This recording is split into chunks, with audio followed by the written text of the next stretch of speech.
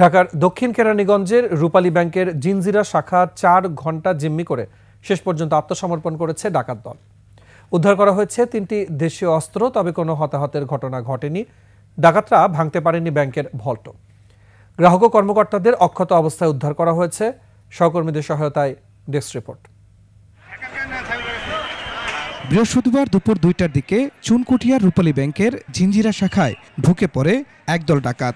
এমন খবরে হইচই পড়ে যায় এলাকায়।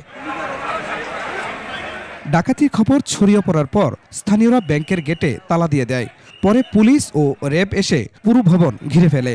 যোগ দেয় সেনাবাহিনীও।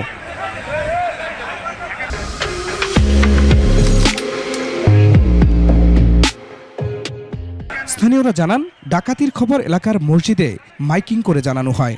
দুপুর ২টার দিকে আপনার আমাদের এই চুনকুটিয়া বড় মসজিদ থেকে অ্যানাউন্স করা হয়েছে যে রূপালী ব্যাংকের আমাদের এই যে পাকাপুল শাখার এখানে আপনার ডাকাত পড়ছে। তারপর আমরা এখানে এসে এলাকার লোকজনকে নিয়ে আমরা এই পুরো এলাকাটা ব্যারিকেড দিই। তারপরে প্রশাসন, পুলিশ, র্যাব, সেনাবাহিনী, তাদেরকে অসংখ্য ধন্যবাদ।